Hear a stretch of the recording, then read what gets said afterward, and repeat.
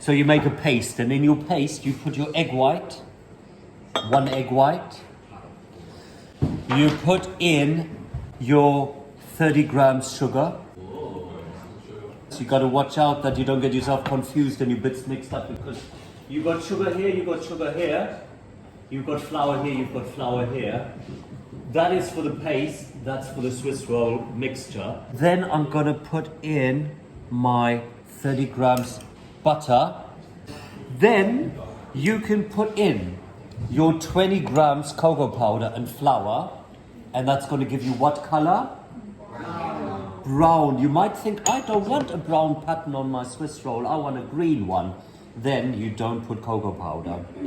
You take this cocoa powder and you substitute it with more flour, and then you just add a bit of food coloring, and then you have a green paste. So put that in there. Put that in there. Then we're going to mix this. Maybe make sure your butter wasn't in the fridge, or put it in the microwave a bit before you do this. Put your paste in the little bag. I'm going to do a little, like, floral leaves, curly, twisty things pattern. Going to draw that on here.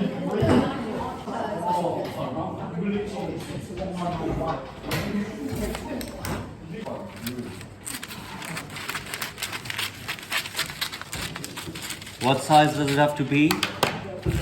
Exact size of your tin. That goes here.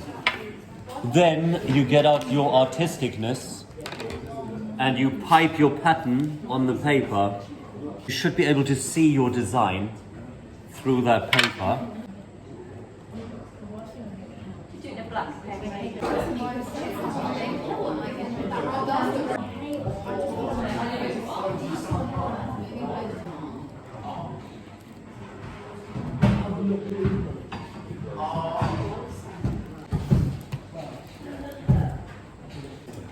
Swiss roll step number 2. Adding your eggs and your sugar into this bowl, and a whole egg. So for your paste, you'll have hopefully seen that was only egg white, yeah? So you have to separate the egg. For the Swiss roll mixture, you take the whole egg, that goes in the bowl. You take egg number 2, goes in the bowl. Egg number 3, for about 5 minutes, 6 minutes, 7 minutes. Start whisking, add your sugar bit by bit by bit.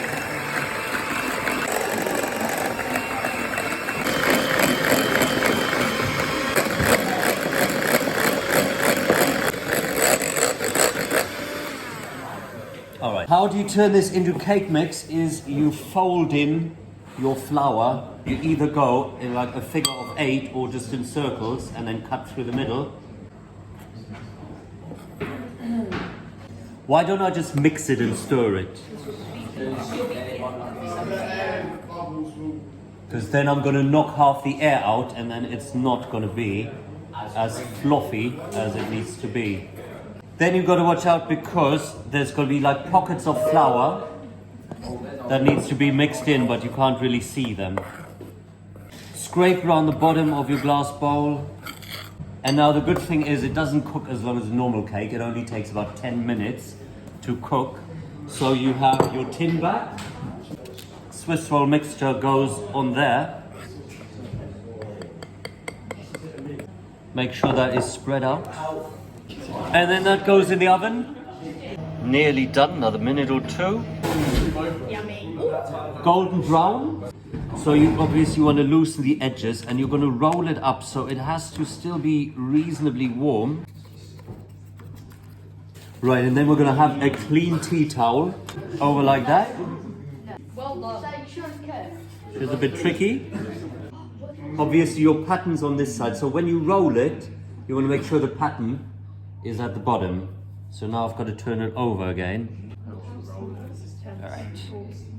Then you score it about 2.5 centimeters from the edge, and scoring means you just kind of press into it, not all the way through, make a little line,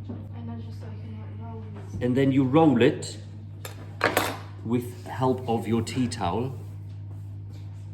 So you fold over that edge,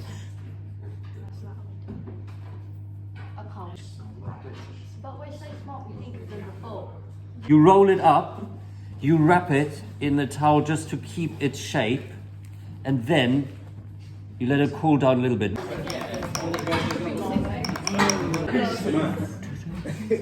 Okay, and then you gotta carefully unroll it so it doesn't crack.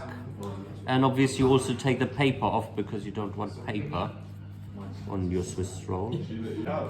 Careful. Careful. Careful. And then this was the whole point of it, wasn't it? That you get your pattern on the outside. Oh, that's great. Gorgeous.